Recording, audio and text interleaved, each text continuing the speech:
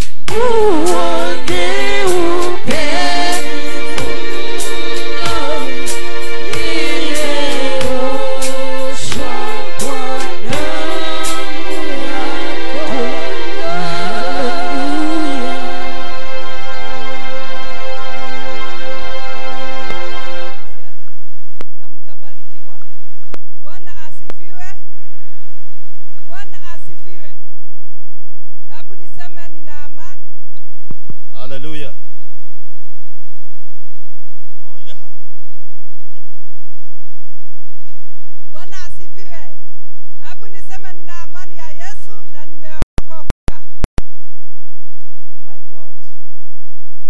asifiwe. Hallelujah. Hallelujah. Hebu niseme nimeokoka, Yesu ni Bwana. Nina furaha. Si nyinyi mmekuja na mvua, Bwana ambariki. Na mama yetu mbarikiweni, ara mna watoto hamkuangalia mvua. Mmekuja mnamtabarikiwa. Tumekuja na mvua, kuna watu wamenyeshewa hata saa hii wamekona maji. Amen. Na hiyo maji unajua ya kwamba utabarikiwa na Mungu atakuinua. Na najua ukirudi nyumbani hii itakuwa wiki ya kawaida, kwa sababu Mungu atakubariki. Lakini tuombe kwa sababu ya neno na Mungu atatubariki. Baba, katika jina la Yesu nimekuja mbele yako, Mungu wa Israeli. Tumekuja kwa hii nyumba yako, Mungu wetu. Najua utatubariki na tutuinua. Hatukuangalia mvua ile menyesha, mvua ni yako na sisi tu wako, Mungu wa Israeli. Tunaomba utubariki na tuinue, Mungu wa Israeli. Tukirudi manyumbani kwetu, tukakute kumejaa maji, tukute Mungu umesuiria, kwa sababu Mungu sisi ni wako. Tubariki na umbariki neno lako. Ule anakuja kuongea, Mungu wa Israeli, aje kuongea vile Mungu umemtuma na vile unataka tukae. Fungua masikio yetu ya kiroho tukisikia, Mungu wa Israeli, na tunaomba tukisema jina lako libarikiwe katika jina la Yesu. Baba, tumebariki.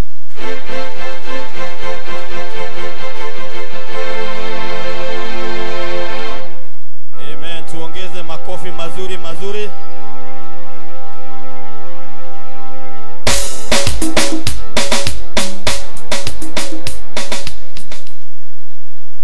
Hallelujah. Hallelujah. Bwana asifiwe. Amen. Bwana Yesu asifiwe. Amen. Hallelujah. Praise the Lord. Hallelujah. Are you in the house? Yes. Hallelujah. Amen. Yani mvua haukukuzuia kuja. Yes. Nauliza, mvua haukukuzuia kuja? Yes. Mungu hatazuilika kukutembelea. Hallelujah. Mungu atatembelea maisha yako. Amen. Hatazuilika. Mambo ya ukoo wa kwenu hayatazuia Mungu akuinue katika jina la Yesu.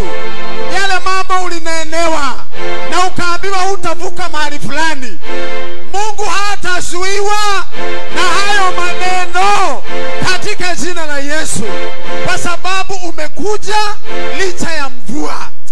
Hebu mpigie Bwana makofi. Haleluya. Kama vile mama amesema, ninapoangalia wamama na watoto na hali ya mvua, walikuwa na sababu za kutokuja. Wengine mumetoka mbali na maji ni mengi huko na mumekuja. Hata wale hawakuja leo si walaumu, lakini wewe ambao umekuja umepita mtihani. Nasema umepita mtihani. Umepita mtihani.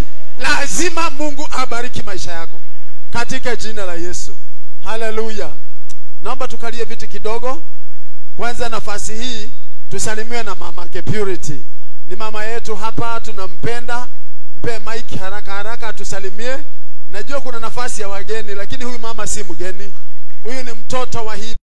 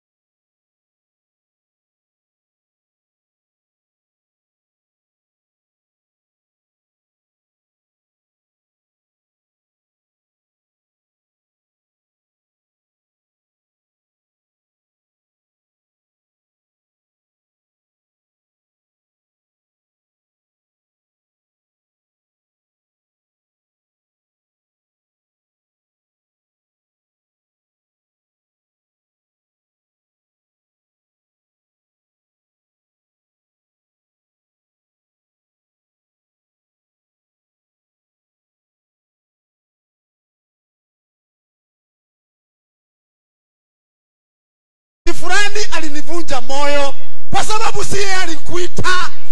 Ukuitwa mfuate yeye, uliitwa mfuate Yesu. Can you shout and say, I have decided to follow Jesus. Hallelujah.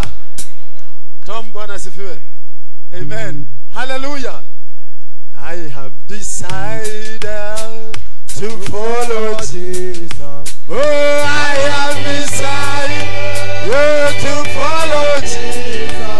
Oh, I have decided to follow Jesus. Not turning back, not turning back. Oh, I have decided to follow Jesus. Oh, I have decided to follow Jesus. Oh, I have decided to follow Jesus. Not turning back, not turning back.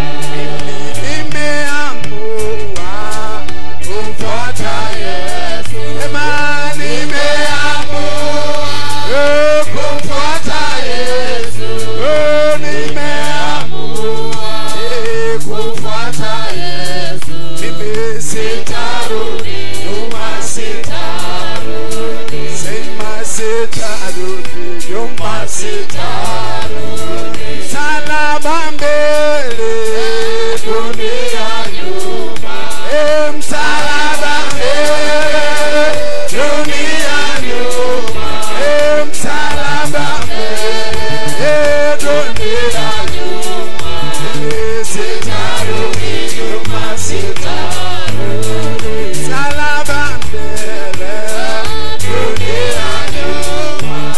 Msalaba mbele, dunia nyuma. Aya, msalaba mbele, dunia nyuma. Sitarudi nyuma, sitarudi.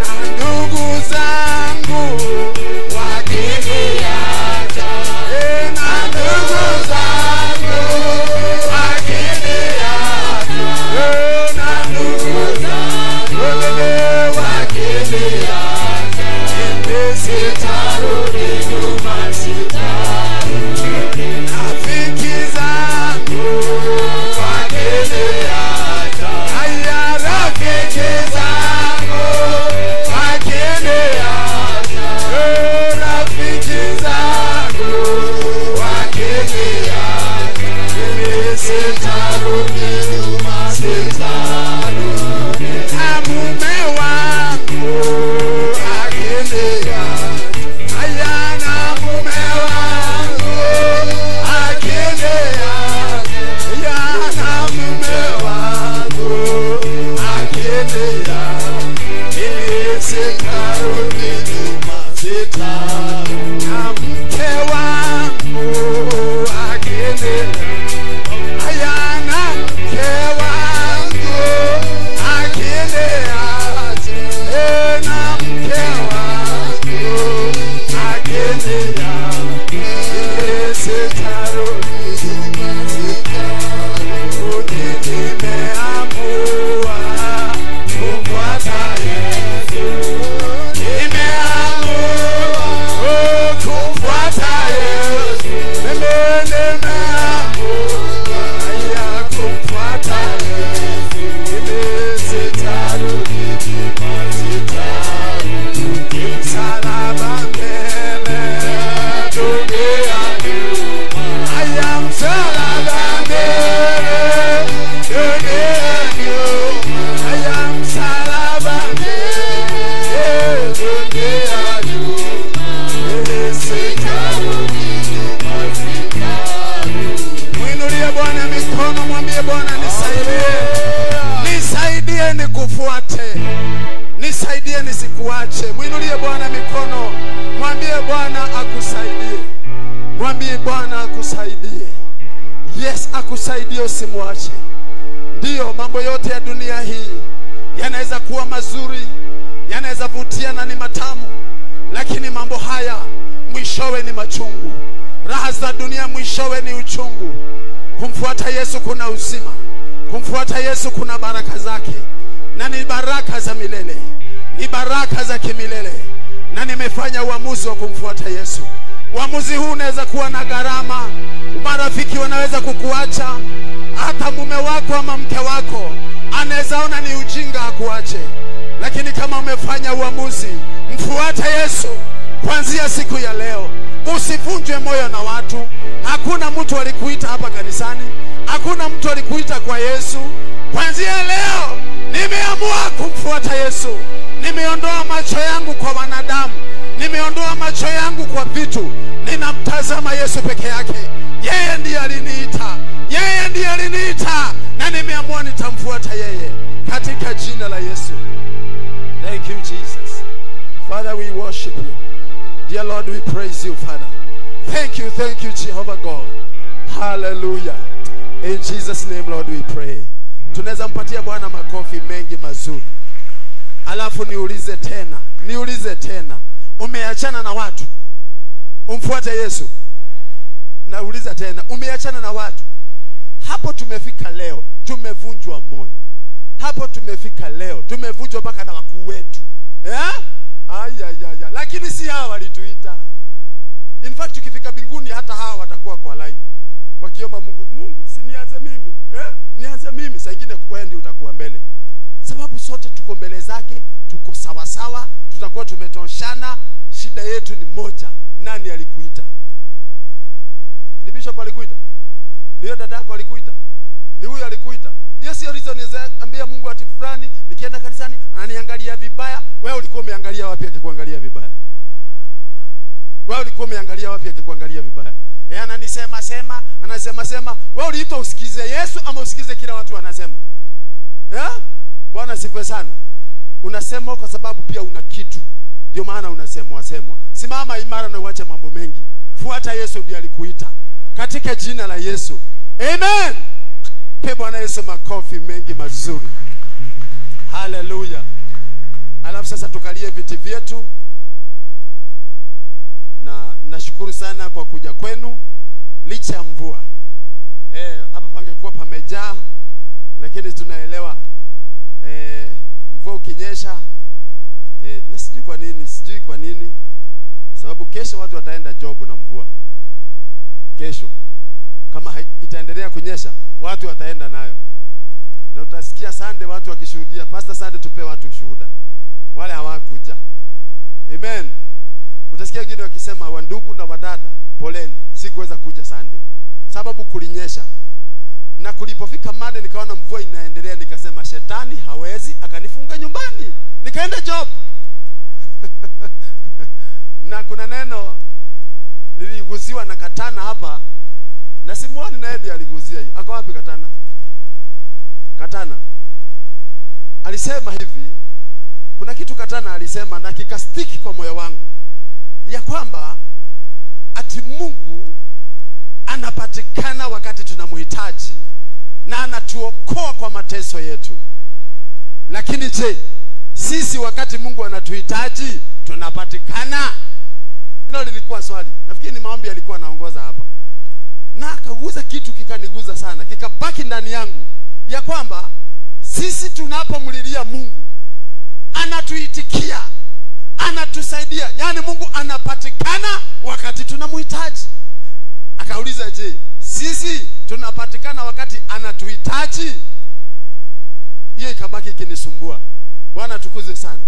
Na nikasikia ndani yangu ni kama nitakosa apologies nyingi kwa mambo ya Mungu. Apologies nyingi nitajaribu kuziepuka. Najua zinaweza tokea, lakini nitajaribu kupigana nazo, sababu mambo ya Mungu ni ya muhimu sana kuliko mambo yetu. Praise the Lord. Bwana asifiwe. So mvua umenyesha na tunashukuru Mungu. Nataka ni kusoma neno la Mungu, na msomaji wangu nafikiri uko tayari. Leo umekaa kwa kona. Amen. Hallelujah. First Thessalonians wa Thessalonike wa kwanza mlango wa 5. Mstari wa Thessalonike mlango wa kwanza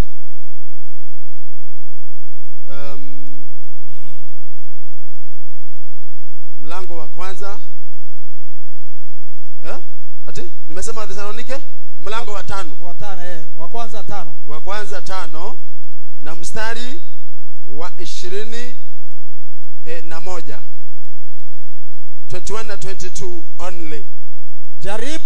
Jaribuni mambo yote, lishikeni lililo jema. Jaribuni mambo yote, lishikeni lililo jema. 22. Jitengeni na ubaya wa kila namna. Jitengeni na ubaya wa kila namna. Rudia hiyo 21. Jaribuni mambo yote, lishikeni lililo jema. Jitengeni na ubaya wa kila namna. Test everything, hold firmly what is good. Jitengeni na ubaya wa kila namna. Rudi hapo Kiswahili. Jaribuni mambo yote, lishikeni lililo njema. Ujumbe wangu leo ni huo. Hold what is good. Hold what is good. Tunaweza rudia hiyo? Hold. Hebu ambia mwenzako, mwambie kuanzia leo jifunze kushika lililo njema. Mwambie sio kila kitu, shika lililo njema. Amen. Bwana sifiwe sana. Amen. Yangu inasema test everything. Test everything. Hold firmly what is good. Hold firmly what is good. The problem with many believers, shida na waumini wengi, ama shida ambayo iko kwa waumini wengi, ni kwa sababu wanabeba yote, wanachukua kila kitu. Bwana sifiwe. Hii nyumba hii tuko ni nyumba tu kama zingine, imejengwa na material zile zimejenga, lakini hii imetengwa kwa sababu ya ibada. Sio mikutano yoyote, mikutano ya kisiasa, mikutano ya chama, mikutano ya walevi na nini.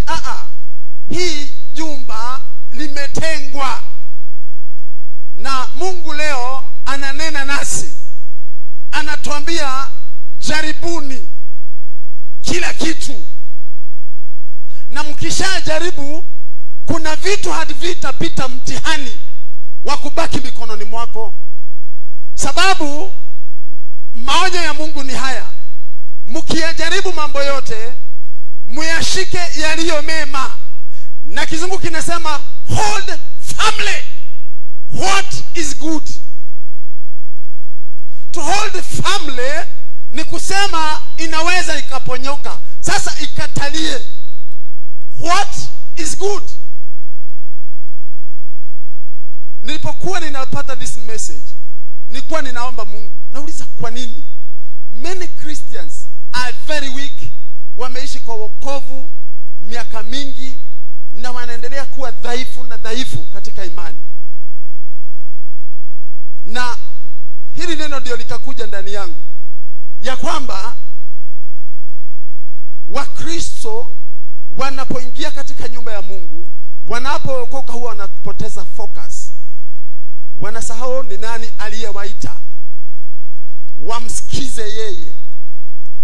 Watasikia mambo mengi, lakini wanafaa kuchunguza ni lipi limetoka kwa Mungu. Bwana sifiwe.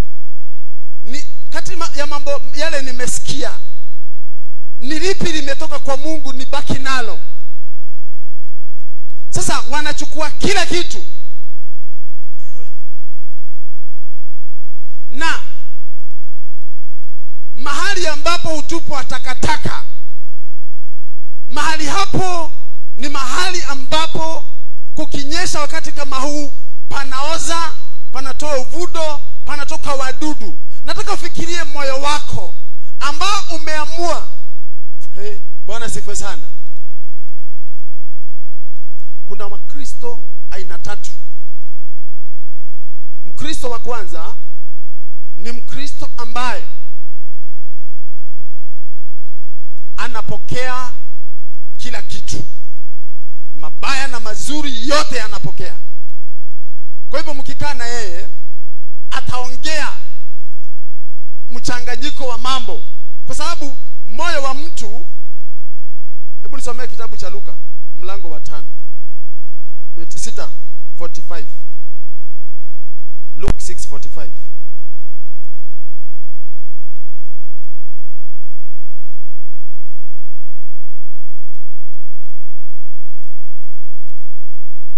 Luka 6:45 inasema hivi: mtu mwema katika hazina njema ya moyo wake hutoa yaliyo mema, na mtu mwovu katika hazina mbovu ya moyo wake hutoa yaliyo maovu. Kwa kuwa mtu kinywa chake hunena yale ya ujazayo moyo wake. Hebu hapo mwisho soma tena. Kwa kuwa mtu kinywa chake hunena yale ya ujazayo moyo wake. Yes. Mtu mwema katika hazina njema ya moyo wake. Leo nimekuja nikuhimize ufanye moyo wako si mahali pa kubwaga kila takataka, habari za huyu na ni zile mbaya. Moyo wako uwe mahali pa kuchuja hayo mabaya na kuyaweka kando. So wakati wowote utafungua kinywa chako, kile kimejaa hazina ya moyo wako kitakuwa cha kujenga, kitakuwa cha kutia moyo, kwa sababu masengenyo si mazuri, hayo hayako ndani yangu. Sababu mambo ambayo si ya kweli, si ya mazuri, hayo hayatakaa ndani yangu. Mimi kile kitakaa, nitakuwa ninachunguza mambo yote kuanzia siku ya leo, na lolote ambalo si la kujenga moyo wangu, lolote ambalo halina faida katika maisha yangu, nitalichuja, kwa sababu mimi nimetengwa na Mungu kuchukua lililo jema. Amen. Kumbe nyinyi ni kama mabenki huku, zimejaa huku, lakini kila mtu ni benki ya kuweka hazina fulani. Na ukipewa nafasi ama ukutane na dada yako, utatoa kile kiko ndani yako. That's what the Bible says. Kwa kuwa mtu kinywa chake hunena yale ya ujazayo moyo wake. Bwana asifiwe sana. Test everything. Nasema hivi, mtu wa kwanza ama kikundi cha kwanza wanachukua kila kitu wanachosikia. Ijapokuwa Biblia haisemi uchukue kila kitu, inasema ujaribu mambo yote, na ukishayajaribu uchague yaliyo mema, then you hold them. Praise the Lord. Mtu wa pili,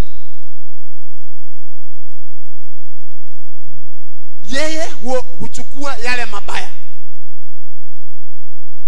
Kuna mtu mkikutana, hata muende mpaka Malindi, hata kuwa amekwambia neno zuri, akianzia na ya watu na ya nchi, na akikosea aingie ya kwake aongee.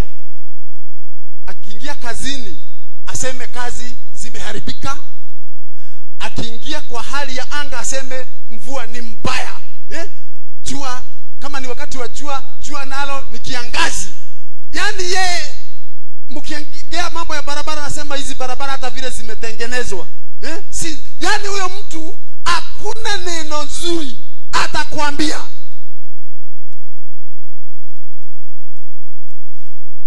Nashukuru Mungu hapa hakuna hawa watu. Hiyo tu ndio inanitia moyo. Hapa tushakombolewa na hiyo. Amen.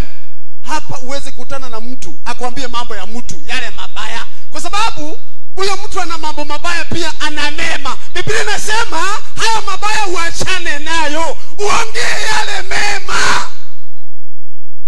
Sasa kile kinanifurahishia hapa ni kwa sababu hawa watu wa kubeba mabaya hapa hawako. Hiyo ndio tujipigie makofi mbele za Bwana. Jipigie kabisa. Mbona wengine hampigi? Nasema tujipigie makofi.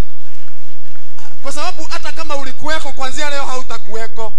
Nasema hata kama ulikuweko leo tunafuta hiyo. Tunaanza ukurasa mwingine. Bwana asifiwe. Praise the Lord. Nasema Bwana asifiwe. Hallelujah. Itabidi tusome tena hiyo wa Thessalonike.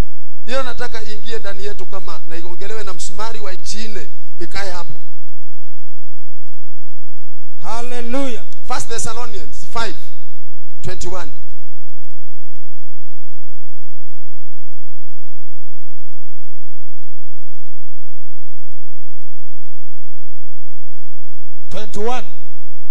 and 22. Jaribuni mambo yote, lishikeni lilo jema. Hiyo 21 peke yake ndio nataka kila mtu ashike. Ukisahau hiyo nyingine, hiyo usisahau. Soma tena. Jaribuni mambo yote, lishikeni lililo jema. Nataka hii tusome sote. Na ukiwa na mtu karibu, hebu muelekezee hilo neno. Mwambie jaribu mambo yote. Msalimie tu, mwambie kuanzia leo. Kuanzia leo uanze mtindo mpya wa maisha wa kujaribu mambo yote. Mambo yote. Sema mambo yote. Ulishike lililo njema katika jina la Yesu. Bwana asifiwe sana. That means ukiyajaribu mambo utakuta mabaya ndani. Utakuta mabaya ndani. Wacha nikwambie, hata mimi ukinichunguza sana utaanza kusema mimi huwa nahubiri masaa mengi. Sio ni mbaya? Unajua baba hawezi ongea kama mgeni. Kwingine ninachimba mambo mazito sana, ninataka kutengeneza mambo. Nikiachia pastor hiyo hataweza. Bwana asifiwe sana. Pastor atastiki kwa message yake na akuamilia hapo. Mimi nitatoka nje kwa sababu mimi niko kwa boma. Hata yeye ninamchunga nani na wewe ni tuko, yani Bwana asifiwe. Lakini ukitafuta mabaya utakuta mtu hakumbuki message. Anakumbuka, unajua bishop alimaliza saa 8. Saa 8 on the dot. Sasa ukikosea umuulize alikuwa anasema nini mpaka hiyo saa 8. Anakuambia, lakini message ilikuwa nzuri. Tulibarikiwa, lakini Mungu ni mwema, anatupenda. Sasa hataki stories ziendelee kwa sababu umemkanyaga mahali mnaitanga, hapo ndipo. Bwana asifiwe sana. Praise the Lord. Ukichunguza utagundua wachungaji wengi wanapenda kufunga tai. Mimi na mwaka sasa sijafunga, lakini Sunday nilifunga tai. Watumishi wanafunga tai kwanza, mabishops na kola. Bishop wetu anakujanga hivi. Wacha niwaambie, mimi nasikianga nikaa hivyo. Bwana asifiwe. Bwana asifiwe. Lakini ninazo. Yesu ilibidi maadui wake wapitie kwa mwanafunzi wake ndio wamjue, sababu alikuwa hana tofauti nao. Alikuwa anafanana nao. Praise the Lord. Alikuwa anafanana nao, alikuwa amevaa kama hao. Hakuwa unique. So walipoingia hawamjui Yesu ni upi. Wanafikiri Petro ndio Yesu, wanafikiri Yohana ndio Yesu. Ghafla wakakuta hapana. Sasa Yuda akamwambia, yule nitakaye mbusu. Vile kama sisi tunasalibiana na tunahagi. Sasa watu waingie hapa wanashindwa bishop ni upi ama pastor yule anasemanga pastor sahi pastor wetu ni mkubwa wa wachungaji area hii yote. Wachungaji karibu 200 wako chini ya huyu mzee. Hii kanisa yetu imebarikiwa sana. Bwana asifiwe sana. Sasa wakija wakitafuta yeye wanaona kama yeye ndiye brother Dungu pale. Wakiangalia wanaona kama yeye ndio Murage Patrick pale. Wanaona kama ndio Baba Gena hapo. Wanaona kama ndio Musa. Sasa itabidi yule anamsaliti awaambie yule, kwa sababu yule nitakaye mbusu. Unajua wanatafuta mtu unique. Wanatafuta mtu amevaa kola. Lakini Yesu hallelujah. Come on, praise the Lord. Lakini Yesu alikuwa anafanana nao. Hakuwa na tofauti nao. mpaka ikabidi Yuda awaambie, amwezi mjua huyo anafanana na sisi, hata saa nyingine anakaanga chini yetu, lakini huyo ndiyo master. He is the master. Na ndiyo mnahitaji, hata mshanilipa niwapatie, nikimbusu mjue ndiye huyo. Sasa alichunga sana hata yeye asikose. Haleluya, Bwana asifiwe. Msione ati mimi siwezi jiringa, naweza ringa sana. Naweza ringa sana sana, niwe nakuja kila siku na kola hapa ninazo. Mkitaka gown ninazo, nikuje nazo hapa. Iko kwa nyumba tena ya pesa nyingi sana. Yeah? Mkitaka nije na suit, mimi niko na suit. Bwana asifiwe. Mkitaka nije na viatu vya black, hata leo nimevaa black, niko nazo. Mkitaka nivae kaunda suit, niko nayo. Bwana asifiwe. Lakini nataka tukiwa na wewe ujisikie mimi ni mwenzako, ili uweze kunifunulia moyo wako, ili usiogope kunikaribia. Nataka nije niwasalimie nyote. Ni vile saa nyingine nashindwa, lakini nataka anga nianze hapa nisalimie kila mtu. Na ukiangalia asubuhi, sababu saa hiyo nyinyi si wengi, nasalimiaga mpaka watoto, kila mtu namsalimia. Nasikia vizuri sana sana sana, na mnasikia moyo wangu ni kama nimekupata sapa kwa kuwasalimia. Lakini sasa nikitoka hapa nakimbia ofisini huko, ndio mnione ni kazi ngumu sana, lazima nini, nitakuwa mimi sifanani na Yesu, nitakuwa siakilishi Yesu. Mimi sijaitwa nikuwe mkubwa wenu, nimekuitwa niwe mtumishi wenu, nije niwatumikie katika jina la Yesu. Na leo Mungu amenipa maana hili neno, niwaambie kile kinafanya mkuwe dhaifu kiroho, kile kinafanya mshindwe kuomba, kile kinafanya muendelee kudhoofika, ni kwa sababu ya kukula kila kitu.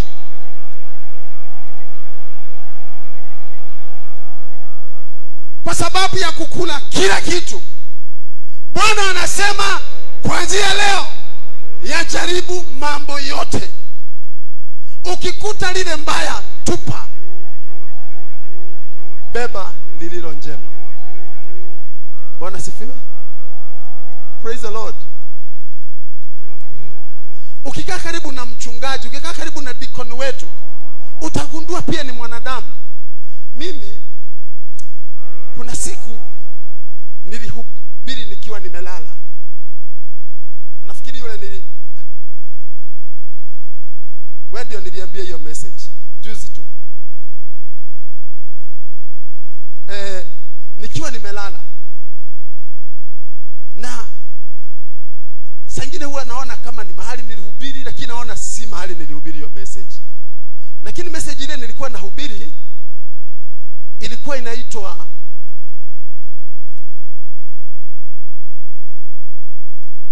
house,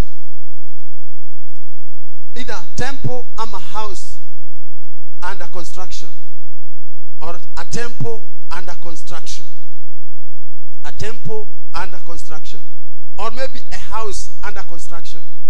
Sasa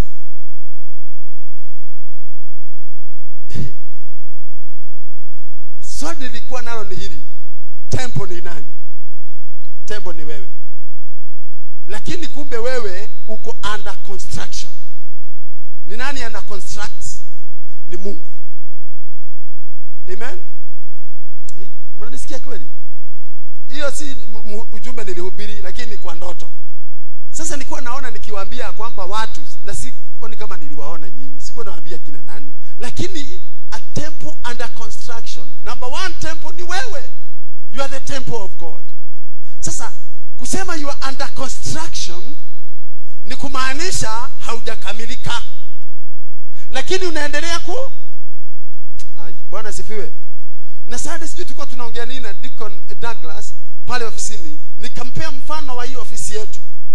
Wakati tulikuwa tulipoamua kuijenga, ungekuja the following day, palikuwa na uchafu, palikuwa na takataka za kila aina. Ulibidi ukanyage kwa akili nyingi ndio usidungwe na misumari na miti. Na baadaye uchafu huo ukaendelea kuondolewa, kukachimbwa, kukajaa matakataka, mavumbi na mawe. Ungeambiwa patakuja pakuwe nyumba nzuri, hungekubali. lakini palikuwa under construction. Wale wanajenga walikuwa hawaoni hizo takataka, walikuwa wanaona nyumba nzuri, walikuwa wanaona nyumba iko na tiles, walikuwa wanaona nyumba ambayo itakuwa nzuri. Hallelujah. Walikuwa wanaona ikiwa na mafeni huko ndani. Yes. Walikuwa wanajenga, lakini wale hawajengi, wale ambao wanapita njia waliona takataka, waliona mchanga, waliona miba, waliona miti, wangeichukia. But there was a house under construction. Nimekuja niwaambie kuanzia leo, wachana na madhaifu ya dada yako, wachana na madhaifu ya ndugu yako, ako under construction. Siku moja ya siku huyo unaona ana madhaifu atahubiri injili. Usiku moja ya siku huyo unaona ana madhaifu ndio atasimama hapa atupee maonyo. Kuna kazi inaendelea, lakini saa hii huwezi elewa. Yule ambaye anamjenga ndio anajua yeye ni nani. Ndio maana licha ya madhaifu, licha ya hizo unasikia, licha ya mapungufu yake, bado Mungu amemshikilia. Na mwezi sema amen. Amen. Mimi nasikia kukuachilia, lakini Bwana bado amekushikilia, kwa sababu hauko mikononi mwetu. Sio sisi tunakuconstruct, ni huyo mwenye wewe ndio amebomoa mavitu ili ajenge mavitu vingine, ili uweze kuishi sasa na kila mtu kuanzia leo, na upende kila mtu. Anza kuona na macho ya Mungu. Nataka uelewe, also myself I'm under construction. Ndio naweza kuwa nimefika mahali fulani kujengwa, lakini bado najengwa. Kuna mwingine ndio ashaanza sasa, ndio ashaanza. In fact usipochunga utammaliza. Chunguzeni mambo yote, lishikeni lililo njema. Hold on what is good. Hold firmly that which is good. Praise the Lord. Sasa nimesema kikundi cha kwanza ni hao watu ambao kazi yao wanachanganya yote, mabaya na mazuri. Lakini kuna kikundi kingine ambacho kinashika mabaya peke yake. Nataka niwaambie hivi, huyo mtu hawezi kuwa kiroho. Huyo mtu hawezi kuwa mjumbe wa Mungu, kwa sababu Biblia inasema imebarikiwa miguu inayopeleka habari njema. Sasa yeye amebeba habari mbaya. Hata mkitenda mambo mazuri namna gani, atatoka na ile mbaya. Bwana asifiwe. Bwana asifiwe. Hata mkimtembelea kwake, mkae huko, atatoka na lakini walikuwa na sauti kubwa sana hapa. Mpaka majirani nashindwa kama ni walevi na ni watu wameokoka, na mmemtembelea. Hiyo kutembea haoni, unga mmekuja nayo haoni, lakini amemalizia na moja, kwa sababu ametengwa kama chombo fulani. Bwana sifiwe sana. Chagua baada ya kuchunguza mambo yote yale mazuri. Nisikize, hawa watu hunena mazuri ya mtu wakati amekufa. Wakati ako hai hawezi nena mazuri. Until you die. I want to say this. Kama kuna kitu kizuri nimetenda, sinipatie maua yangu saa hii angalau nione kala yake. Nikushukuru, si ndio? Situkusifu saa hii. Tabila, mbona umeshtuka? Sikufi. Nimesema kama kuna maua saa hii unipatie, nione rangi yake, ndio nikwambie ubarikiwe. Sasa siku ile nimekufa ndio unasema alikuwa mzuri, alikuwa anatubariki, alikuwa na siku zingine zote. Wacha niwaambie, mmoja wacha niachane naye. Bwana sifiwe sana.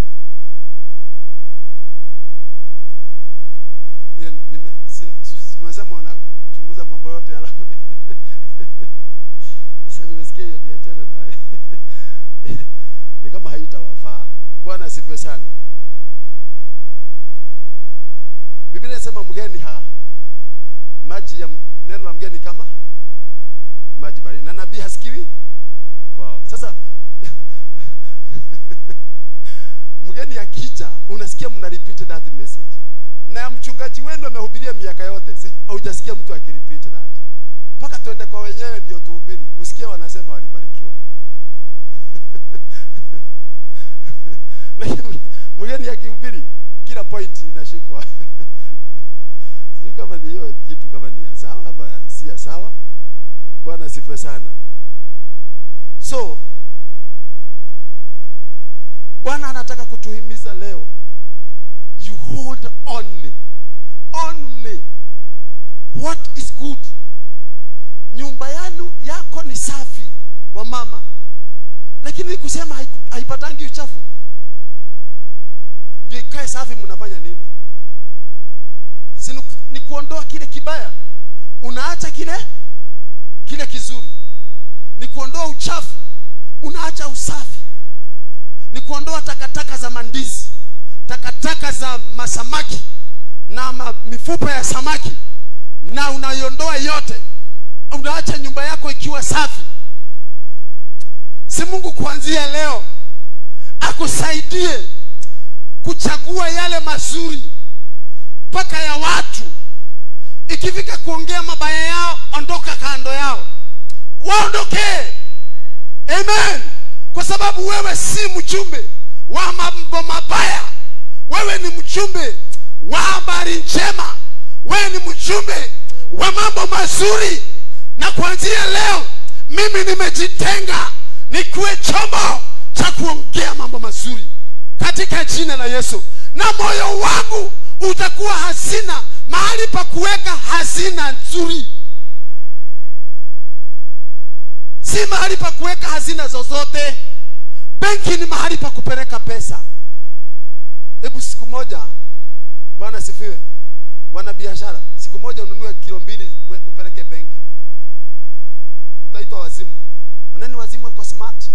Sababu umeenda umevaa vizuri, uko na kiatu kimepigwa rangi, umebeba nyama ati unapeleka kuweka benki. Hiyo ni ya fridge. Benki ni kwa kuweka pesa. Na vitu kama titles, dhahabu, kama una dhahabu wanakuwekea na value yake, vitu kama hivyo. Lakini huwezi peleka mahindi choma, huwezi enda upeleka cabbage huko, huwezi enda ukapeleka. Kumetengwa kwa kuweka pesa. Si wewe nawe utengwe leo, uwe wa kuwekwa pesa, uwe wa kuhifadhiwa mambo mazuri. Nani anasikia kumwambia Mungu, mimi nataka niwe chombo cha kubeba mambo mazuri? Yaani tukipitia tu kwako tunasikia harufu nzuri. Si fulani ndio alisema, fulani ndio aliniambia, fulani ndio aliniambia. Na kama aliniambia yale mabaya, wachana naye, utaongea yale mazuri, kwa sababu umepokea neema ya kuchuja mambo yote na unahifadhi tena family. Na utaanza kukua kiroho, utaanza kuimarika. Wacha niwaambie kitu ambacho nimerudia mara nyingi. Wale wanaojua kukula samaki vizuri, samaki huwa wanakula samaki, na Yesu mwenyewe alipenda samaki pia. Lakini hiyo samaki utagundua ina miiba very dangerous. Kuna mama, sijui kama alikufa, lakini alikula samaki kamdunga. Alilazwa hospitali, alikuwa anachangiwa pesa asaidiwe kutibiwa, na ni samaki alimeza mfupa. Hiyo samaki jioni hiyo walikula wengi, lakini yeye akameza mfupa. Wale hawakumeza mifupa haikuwadhuru, lakini yeye akameza mfupa ukakwama mahali. Na kuanzia hapo shida ikamwanzia, akakuwa admitted, ametibiwa. Sijui hiyo story ilifikia wapi, kwa sababu nilimuona kwa TV akichangiwa. Samaki japokuwa ni nzuri, lakini ina vitu hatari ndani yake. Na mtu yeyote anayejua kukula samaki, in fact, kulingana na nyama zote, nyama ya samaki ndiyo bora. Kuna nyama ya ng'ombe, ya mbuzi, ya kuku. Sasa kutoka ya kuku ni ya samaki. Inasemekana paka inakuza ubongo wa mtu. Ni nzuri. Kama sisi miaka inaenda unakula samaki ili mind inaanza kurudi. Vitu kama hivyo. Lakini hiyo samaki lazima uchunge kumeza nyama na mifupa utope. Lakini kama utakuwa wewe unaondoa nyama, unakula mifupa, sioni huyu jamaa wa kubeba mambo mabaya peke yake. Tunakutarajia wapi? Siweni hatari? Si utakufa kiroho? Si utakufa kiroho? Yaani wewe paka hii nyumba yako ni mbaya, kazini ni kubaya, watu ni wabaya, Kenya ni mbaya, barabara ni mbaya, mvua ni mbaya, jua ni mbaya, watu ni wabaya, watoto ni wabaya, watoto wa siku hizi. Sasa wewe ni wanani wewe sasa? Wewe unaelekea wapi? Hapa hakuna mtu wa aina hiyo. Na ndio naona mnaniangalia vizuri namna hii. Mungu awabariki sana. Praise the Lord. Hakuna vitu kama hivi hapa. Yaani nikikutana na wewe mama Purity, hata ushuhuda wenyewe. I have a friend of mine. Nikikutana na yeye, kitu ya kwanza ni kuniambia hata kama mambo ni mabaya, hata kama mambo ni mabaya, mimi nimeamua shetani hanipendi na hanitaki mambo mazuri, lakini mimi nitaendelea hivyo hata kama hataki niendelee. Saa hii my brother amefungwa jela.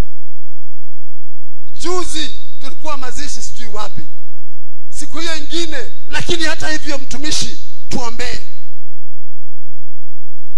Tukikutana hiyo story lazima niambie. Bwana sifiwe sana. Na lazima hata kama ni chai tunakunywa mahali, hiyo chai tutakunywa nikiwa nimechoka, na naomba tumalize hiyo chai niende.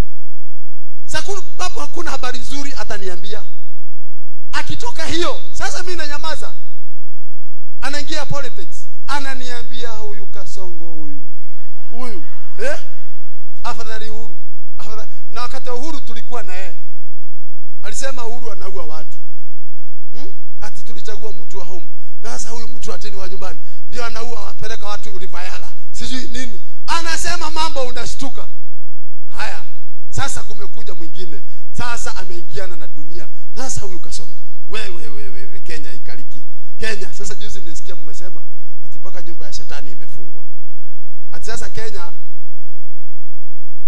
nikakuta watoto wangu jioni wakaniambia ati Kenya si mzuri, kama shetani ameshindwa kukaa Kenya. Nami nikawaambia, ni jana jioni, nikawaambia Kenya basi imebarikiwa. Kama shetani anaweza shindwa kukaa Kenya, Kenya imebarikiwa. Wakaanza kucheka. Sababu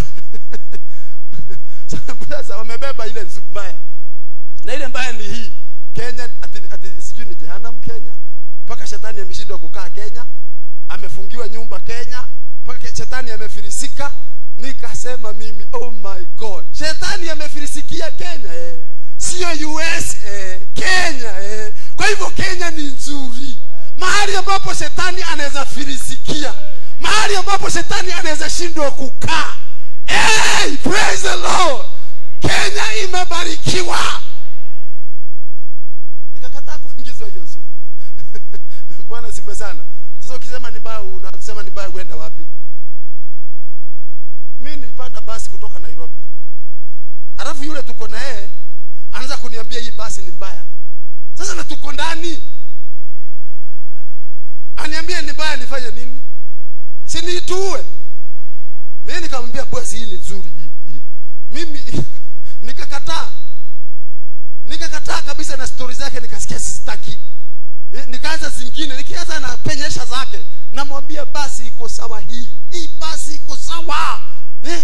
Ationi hata vile inaenda. Hii ni nzuri. Ni nzuri, itaenda na itatufikisha. Mimi nilipotufikisha nikafurahi, nikasema sitaki marafiki wa aina hiyo. Siku nyingine nikapanda nyingine. Sasa kwa sababu sisi watu wa kuokoka, sengine unasoma kitabu. Tumekaa na mtu hapa. Na ni mama. Naona naomba. Jesus name. Shindo. Hey, toka. Shindo. Peace. ghafla akaniambia, naona kama wewe ni mtu wa Mungu. Kamuuliza kwa nini? Naona dalili. Nasikia kama roho ananihimiza wewe ni mtu wa Mungu. Akaniambia tuombe sana, sababu ati yeye ameona damu mbele yetu. Na tunakuja hata hatujafika Mtito. Hilo ya kuona tu mabaya, mimi nina maswali mengi sana. Ati ameona damu mbele yetu, ikumaanisha basi yetu itamwaga damu. Na niko ndani. Unajua nilimstopisha hapo hapo. Nimwambia sikiza, wewe umeokoka kabisa wewe umeonea damu wapi? Ati sasa hivi umeona nimeinama hivi. Nimeonyeshwa na roho wa nani? Wa Mungu. Ukaona nini? Kaona damu. Kwa hivyo tuombe sana. Sasa nataka nijumulishe maombi. Akaniambia mimi siombi. Mimi niliomba asubuhi. Na nilipoomba, wewe umeona ukiwa umelala, umesinzia, ukaona damu. Mimi niliomba nikiwa macho, nikaona nimeshuka 7 na nikachukua 3 nikiomba. Wacha niwafundishe kitu. Wakati wowote unaomba, kuna kitu tumepewa na Mungu na hujui ni kipawa umepewa na Mungu. Na ni cha kiroho, kinaitwa imagination. Wakati unaomba Mungu, nipe gari. Wakati unaomba, ione hiyo gari. Na uone ukidrive. Let me tell you, hata kama ulikuwa ukufe, kesho utakufa mpaka ununue gari na uidrive. Na ukimaliza hayo maombi, ushukuru kwa kile umeona. Ya msikii kile ninawaambia. Bwana asifiwe sana. Kama unaomba Mungu akupee kitu fulani, jifunze saa hiyo. Sijui nani nilikuwa nauliza swali. Steve, ukiwa hapa na umepanga kwenda nyumbani kule Murungaru, hebu tukubaliane hivi. Ukiwa hapa unaona mpaka gate. Ukiwa hapa unaona vile utaingia. Na vile utaingia, vile utakaa, vile utakuta watu, unaona hiyo. That's what I'm talking about. Bwana sifa sana.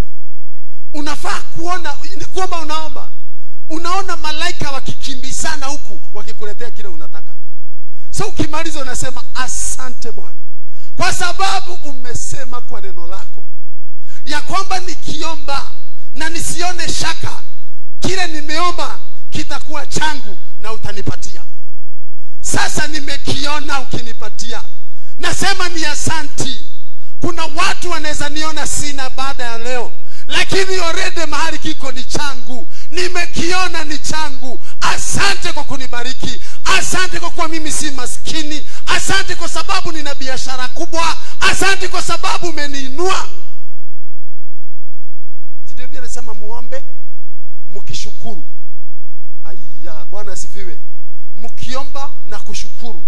Sasa shukrani zinakujia hapo. Praise the name of the Lord. Bwana asifiwe. Sasa mimi nikiomba, mimi siombangi hivyo. Ati Mungu nikumbuke, Mungu niongoze naelekea Mombasa. Hapana, Baba. Muda wangu wa kukaa hiki chumba, kama ni nyumba nilikuwa nimekodisha, umeisha. Kwanza nikiingia mpaka nikitakase. Sijui nani wanalalanga huko. Na niite malaika tukae naye huko. Nikimaliza ninakibariki, nasema mtu yeyote ataingia hapa, kama ni mgonjwa apone hapa. Kama hakujui yayusha moyo wake. Nyumba hii nimeifungua kuanzia sasa, itumiwe na mtu mwingine, lakini akiingia ata feel that presence of God. Amen. Sasa ninatoka. Siku ya leo sijaishi tena. Sijui. Hata sekunde ijayo sijui. Usiponiongoza, wewe ndio unajua mabaya na mema ya siku ya leo. Naomba hivi, unipe neema ya siku ya leo. Unipe maneno ya siku ya leo. Yale ambayo hayafai kusemwa leo nisiyaseme. Unipe ujumbe wa siku ya leo. Leo hii unifanye chumvi. nikitamka maneno yoyote, nitamke maneno ya hekima, yaliyokolea munyu, yaliyokolea chumvi, yaliyo na utamu, yatakayomsaidia mwenye kuyasikiza. Leo hii nifanye jibu la mtu. Leo hii naomba vile ulimwambia utamfanya Ibrahimu baraka, unifanye baraka siku ya leo. Yeyote tutakutana, naweza kosa kitu cha kumpa ama niwe nacho, lakini unifanye baraka. Bwana sifiwe. Mimi ninamalizanga siku sijakwaza mtu, na kila mtu namchukua kivyake. Ninakutana na huyu msomi, Mungu ananipa wisdom ya kukaa na huyo msomi. Ninakutana na billionaires, Mungu ananipa wisdom ya kukaa na billionaires. Nakutana na wachungaji, Mungu ananipa wisdom ya hao wachungaji. Nakutana na wandugu kule barabara, nakutana na watoto, Mungu ananipa wisdom ya kuongea na level ya hao watoto. Yaani unaomba Mungu akupe. Praise the Lord. Sasa asubuhi hiyo niliomba, nikaambia Mungu ninaenda Mombasa. Sasa nilipokuwa naomba ninaenda Mombasa, nikamwambia sasa unipe bus ya chaguo lako, ile itanifikisha Mombasa. Nikiomba hivi nikaona ni basi gani nitaenda kubuku. So nilitoka hapo na nikaona vile niliomba, nikaona hiyo basi imenileta, kila stage tulipita, kama ni Mtito nikaona tumepita, tumefika Sabasaba, nikaona nimeshuka, nikaona nimefika nyumbani, nimekuta jamii yangu iko salama, wakanipokea. Mimi nikastiki na hicho nimeona. Mimi kunitoa kwa hiyo utakuwa umenikosea. Unajua nilimwambia yule dada namna gani? Nimwambia wewe umelala ukaona, mimi niliona live nikiwa nimefika Mombasa. Kwa hivyo sasa mimi siombi, niliomba. Mimi naweza shukuru tu kwa sababu tutafika. Unajua hakuniongelesha tena. Nilikaa kama adui. Na tulikuja, nikashuka Sabasaba, najaribu kumwambia kwaheri. Niangalia namna hii na ameokoka. Sababu ya kumwambia ukweli. Vitu vingine tunafanyishwa, unafikiri ni Mungu unatii ukiomba, si Mungu anafanya uombe. Ni shetani anakuingiza kwa maombi ambao sio necessary. Bwana sifiwe sana. Si mtu akuja tu sasa una amani. Mzee wangu, una amani nyingi hapa, hauna neno, akwambie sasa mimi nimeona jeneza 4. Nimeona jeneza. Na wewe una amani yako. Anakuja tu anakuambia niliona umegongwa na nazi. Nazi imetoka juu ikakugonga kichwa kikapasuka mara 2. Omba sana kuanzia leo na kuanzia sasa you fast na pray. Mimi hiyo kazi usinipatie. Hiyo nitakanushia hapo. Nimwambie nisikize. Asubuhi niliomba kitu na naomba. Hii mambo ya kutokanga hujaomba asubuhi waache wewe. Sababu hizo vitu utakutana nazo na zitafanya kazi kwako usipochunga. Sababu zishatamkwa. Msipuuze, siwaambii mpuuze. Una uwezo tu wa kupuuza ikiwa wewe umefanya the same. Huyo anatoa unabii wa siku hiyo. Mimi ukija kuniambia siku ya leo yale mambo yatatendeka, mimi asubuhi ya leo nimeibariki, nimeambia Mungu aitangulie, tushawasiliana na Mungu vile siku ya leo itakavyokuwa. Mimi ukiniletea kitu kingine tutapishana. Kitu niko nacho nina hekima, kwa hivyo hata sitakukemea, lakini itakusaidia kutoka hapo. Kuna ndugu nilikuwa nakutana naye town kila wakati, ananiambia mpaka watu walikufa vile wanamtembelea, na ananiambia ni Mungu. Mpaka siku moja nikamuita hapa ofisini, nikamwambia nataka uje wewe, sababu nisikia nahitaji ukombozi. Na unajua, na nikamwambia hizi vitu usipoviachilia wewe uweze, mtu ambaye hutembelewa siku moja naye atatembea. Unatembelewa na wafu, utawafuata. Na unafikiri ni Mungu. Na alikuwa anahubiri sijui wapi. Unajua ndugu alikufa. Nirudi kuona kwa mtandao wa mazishi yake, nikashindwa what happened. Na nilikuwa nimemuita hapa ofisini. Sijui alikuwa anahubiri wapi, sijaenda kanisa lao. Lakini hizi vitu mnaletewa. Mnatabiriwa mavitu. Muwe makini sana tafadhali nawaambia. Kitu kikitamkwa, na sirudia tena, usikipuuze. Haya. Kitu kikisema, Biblia inasema kuna nguvu za mauti na uzima katika ulimi. So kama wewe hauchezei the same level, hivyo vitu vitakuaffect. Na utaogopa. Lakini watu wale tunaelewa. already sisi tuko mbele hao mambo yote. Hata ni kuwasaidia, tutawasaidia hao watu. Tuambie Biblia inasema hivi, miguu inayoleta habari njema ndio imebarikiwa. Sasa wewe umeniletea bad news. Number 1, ulinenewa uombe ama uje uniambie? Hapo ndio shida inakujia. Sababu hakuna mtu anaulizanga Mungu, umenituma nikamwambie ama nimuombe? Tuko pamoja? Sasa kama uliambiwa na Mungu uombe, kwa nini uje uniambie mimi niombe? Sima uniombe alafu uje uniambie sasa majibu ya maombi. Aha. Bwana sifiwe. Umeona mimi nimegongwa na nazi, na mimi sigongwa na nazi. Alafu ukaniombea. Sasa Mungu ameniokoa na nazi. Si ukiomba Mungu amesikia maombi yako? Si nimewafundisha hiyo inaitwa nini? Imagination prayer. Kwa lugha nyingine inaitwa meditative prayer. Sasa hiyo meditative ama imagination, umeona sitagongwa na nazi, hiyo ndio message utaniletea, kwa sababu wewe ni mjumbe wa habari njema. Are we together?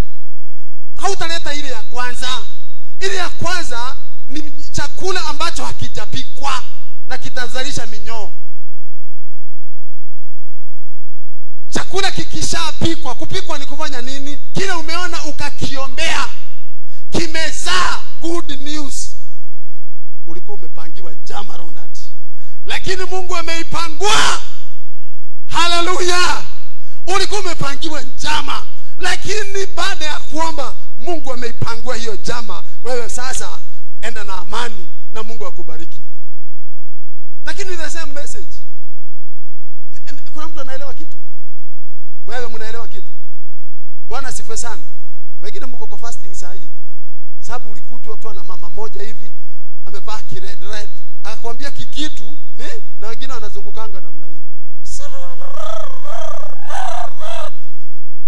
Karibu akushike. Hivyo vitu viko. Lakini miguu inayoleta good news. Kwa sababu Yesu hakuja kuhukumu ulimwengu, alikuja kuokoa. Ndio kuna judgment. Shetani amepanga mabaya, na nisikizeni.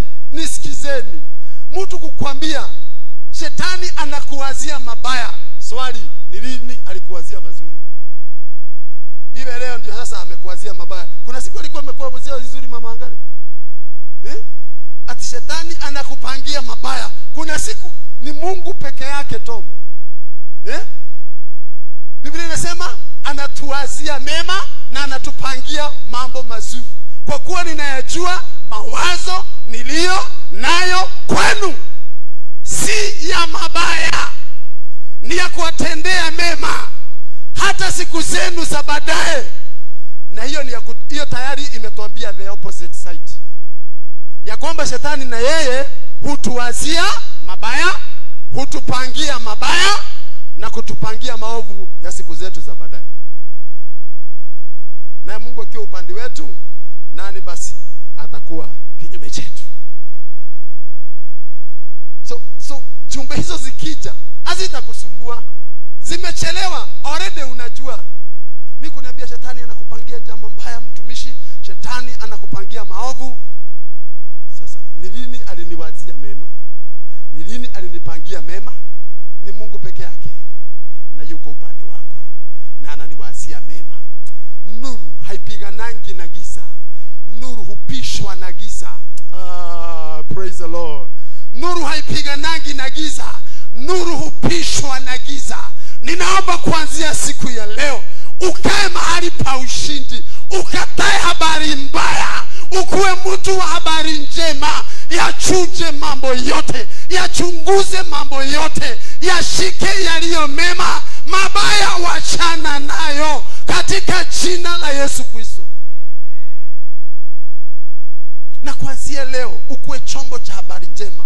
Na ukichokoro useme mambo ya Ronald, usiseme. Ukichokoro useme mabaya ya Isaac, wewe wachana nayo. Kama anayo, enda uongee naye direct. Tunaelewana? Mwambie brother, hapa rekebisha. Lakini ukitoka hapo, hayo mabaya, wewe si mjumbe wa habari mbaya. Nimwambia kitu. Huyu ako under construction.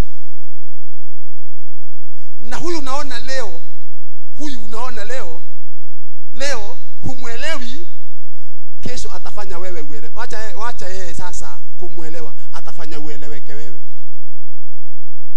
Sababu kazi ya kujengwa itakuwa inaendelea kukamilika. Praise the Lord. Bwana asifiwe. Narudia tena, au kushika kile nimesema. Bwana asifiwe sana. Huyu ndugu ambaye humuelewi leo, humuelewi leo, na ndio maana mimi navumilianga kila mtu. Navumilianga kila mtu. Nasikianga hiyo grace niko nayo. Sababu mimi sitaki kumuona huyu hapa leo. Mimi namuonea huku akiwa ametengenezwa na Mungu. Saa yako under construction. Ukicheza atakudunga saa hii. Wewe. Bwana asifiwe. Ukicheza simu itaenda. Ukicheza atakudanganya. Atakukon saa hii. Yeah? Lakini kesho atachunga hiyo isibiwe. Kuna kazi inaendelea.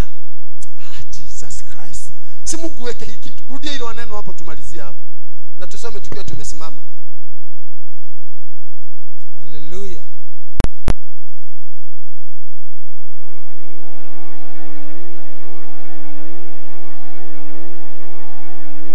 Jaribuni mambo yote, lishikeni lililo jema. Jaribuni mambo yote, lishikeni lililo jema. Jaribuni mambo yote. Yote ni nini? Ni yote. Yote ni yote. Lakini Biblia inasema ya jaribuni mambo. Alafu katika hayo mambo yote usichukue kila kitu. Shikeni. Kizungu kinasema hold family. Hiyo pita inaingia. You hold family. Family. What is good? Hallelujah.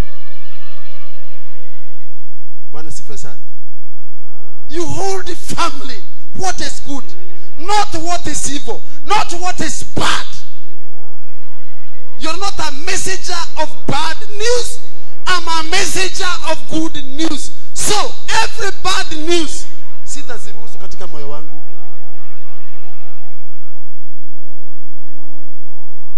Bwana sifa sana. Amen. Mimi najua madhaifu ya watu wengi sana, lakini siwezi enda nikisema sema. Ninasema niwasaidie na nini? Ile nzuri ndio nitasema, ndio ijenge moyo wako. Bwana asifiwe. Nasema Bwana asifiwe. Amen. Uko hapa unasema Mungu, ninahitaji hii neema ya kushika lililo njema. Wengine mumebeba yale mabaya mpaka mumegonjeka. Wengine mumebeba yale mabaya. Mumebeba, wengine hata mumenenewa, mumeambiwa mabaya mpaka mumegonjeka. Leo ni siku ya kuweka chini hayo mambo yote.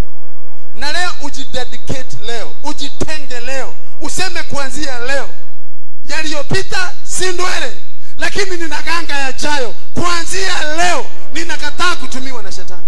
Yes. Mimi sio dumping site. Masengenyo yote inamwagwa kwangu. Mambo yote mabaya inamwagwa kwangu. Kenya ni mbaya inamwagwa kwangu. Jamii ni mbaya inamwagwa kwangu. Biashara siku hizi haziendi inamwagwa kwangu. Kila kitu kibaya kinamwagwa kwangu. Kuanzia leo nimekataa hayo mambo mabaya.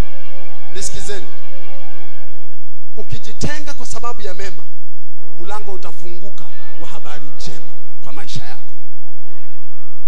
Mwanzo utajaribiwa kunena lolote, lakini utakundua kuna roho wa Mungu anakuchuja. Anakwambia wachana na hili. Ulisema hutarudi kudanganya. Ulisema kuanzia leo wewe ni chombo cha habari njema. Wewe si mahali pa kudampiwa kila kitu. Kuanzia leo Mungu ataanza kukuhimiza. Hutaenda mbali kama hujajikuta ukiwa hicho chombo cha kubeba habari njema. Niguse tena. Niguse tena. Oh, niguse. Hallelujah. Tena Bwana. Oh, niguse.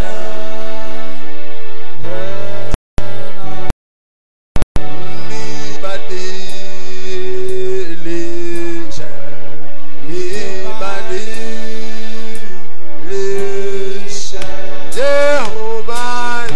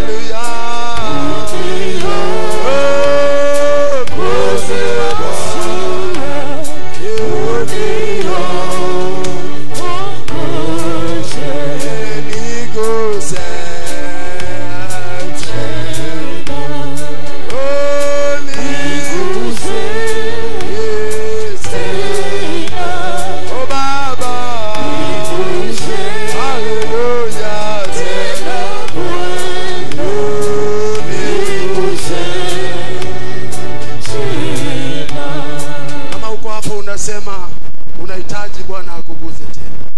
Kuna watu hata saa hii ni wagonjwa wa mioyo yao sababu ya bad news ambazo wamepewa na watu. Kuna watu ambao saa hii wamejaa habari mbaya, ni nafasi hawana, wangeongea wangetoa habari mbaya. Inaomba Roho wa Bwana akafagie moyo wa mtu sasa, akafagie roho ya mtu sasa, aondoe bad news.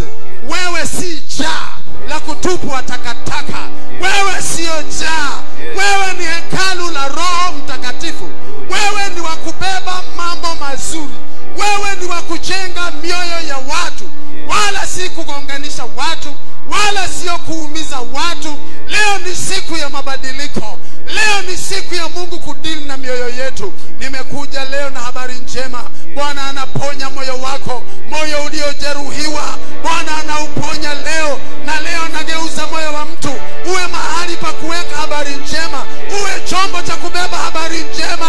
Sitakuogopa nikikutana na wewe, kwa sababu umebeba habari njema katika jina la Yesu. Inua mikono yako mbele za Bwana.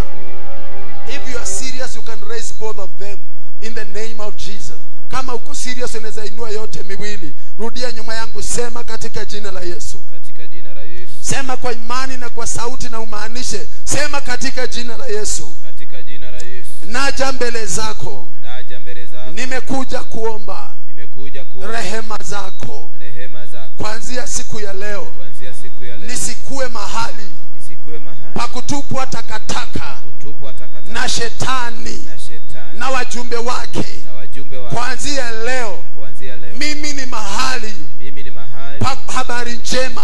Pa habari njema. Pa mambo mazuri. Pa mambo mazuri. Ninapofungua kinywa. Ninapofungua kinywa. Nitanena maneno. Nitanena maneno ya kujenga watu. Ya kujenga watu. Ya kuunganisha watu. Ya kuunganisha watu. Ya kuimarisha watu. Ya kuimarisha watu. Kuanzia leo. Kuanzia leo. Napokea neema. Napokea neema. Ya kuchuja mambo yote. Ya kuchuja mambo yote. Na kuyapokea yaliyo mema. Na kuyapokea yaliyo mema. Katika jina la Yesu. Katika jina la Yesu. Nikiyasikia mabaya. Nikiyasikia mabaya. Sitayasongeza mbele. Sitayasongeza mbele. Yatafika hapo. Yatafika hapo. Na sitayabeba. Sitayabeba. Katika jina la Yesu. Katika jina la Yesu. Kuanzia leo. Kuanzia leo. Sitachukia mtu. Sitachukia mtu. Hata kama ana kasoro. Hata kama kuna kasoro. Sababu nimejua. Kwa sababu nimejua. Anatengenezwa. Anajengwa. Anajengwa. Na kabla akamilike. Anaweza kuwa na uchafu. Anaweza kuwa na amebomoka. Anaweza kuwa hapendezi. Anaweza kuwa hajui kuongea. Lakini kesho, mwezi ujao, mwaka ujao, atakuwa chombo cha kubeba habari njema.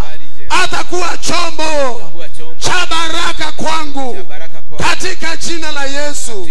Kuanzia leo nimejitenga ili niwe chombo cha habari njema, cha mambo mema katika jina la Yesu.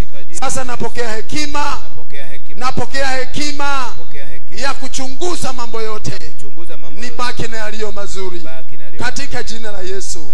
Sasa napokea hiyo neema. Ipokee sasa. Pokea hiyo grace. Receive that grace now. Receive it now. Yes, tumeomba. You must be in that position of imagination. Now receive it.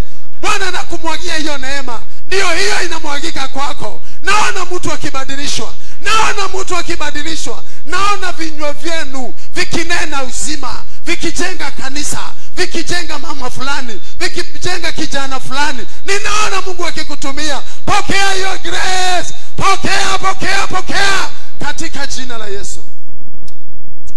Oh, rikabashekara mayande. Labo shetere mazaya. Wewe ambao umegonjeka, umekuwa huna amani, unaona hata watu ni kama mashetani, hutaki kuwakaribia. Kuanzia leo Mungu anabadilisha moyo wako. Hawa watu unaona mashetani, hawa ndio Mungu atatumia kubadilisha maisha yako. Kuanzia leo wapende. Kuanzia leo wachukulie kama jengo linalojengwa. Kuanzia leo wachukulie hivyo. Yes, hata wewe bado unajengwa. Hata wewe haujakamilika. Kuanzia leo wapende, usilipe ubaya kwa ubaya, watendee mema, waongeleshe vizuri, wacha kukimbia watu. Yes, in the name of Jesus, and I declare that grace is upon you right now, and the Lord is healing your heart right now in the name of Jesus. And I declare that your life will never be the same again forever in Jesus' name. And you're blessed. Wewe ambaye unaumwa na mwili wako, Mungu anakuponya katika jina la Yesu. Na hiyo neema ya uponyaji nimeituma kwa mtoto wa mama Beshi kule hospitalini. Naomba uponyaji umshukie huyo mtoto katika jina la Yesu. Pona biashara zenu zipone, nyumba zenu zipone, mioyo yenu ipone, maisha yenu yajawe na utukufu wa Mungu, na tupendane sote. Upendo ambao hufunika wingi wa madhaifu hata wingi wa dhambi.